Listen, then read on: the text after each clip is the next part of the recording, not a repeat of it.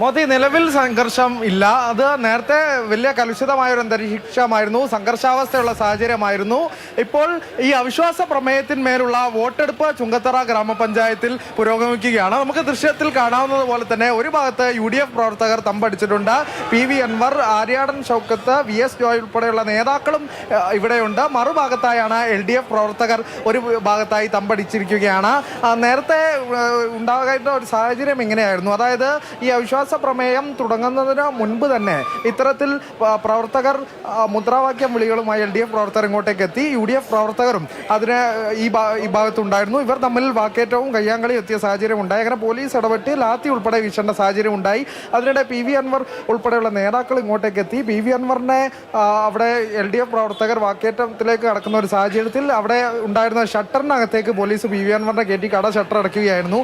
അങ്ങനെ UDF പ്രവർത്തകർ എത്തി. വീണ്ടും PV അൻവർ ഉൾപ്പെടെയുള്ള നേതാക്കൾ ഇങ്ങോട്ടേക്ക് വന്നു. LDF പ്രവർത്തകരും നേർക്കുനേർ വരുന്ന ഒരു സാഹചര്യമായിരുന്നു.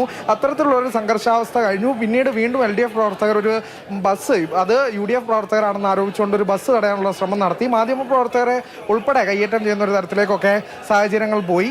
അതിന് ശേഷമാണ് ഇപ്പോൾ എന്തായാലും വോട്ടെടുപ്പ് പുരോഗമിക്കുകയാണ്. അല്പസമയത്തിനകം വോട്ടെടുപ്പ് പൂർത്തിയാകും.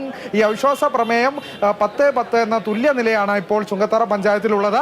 അത് UDFന് അനുകൂലമായി ഒരു വോട്ട് ചെയ്യുമെന്ന ഒരു ആരോപണം നേരത്തെ ഇപ്പോൾ LDF വൈസ് പ്രസിഡന്റ്, അത് തൃണമൂൽ അൻവറിന്റെ ഉൾപ്പെടെ ഇടപെടലുണ്ടെന്ന ആരോപണമാണ് CPM ഉന്നയിച്ചത്.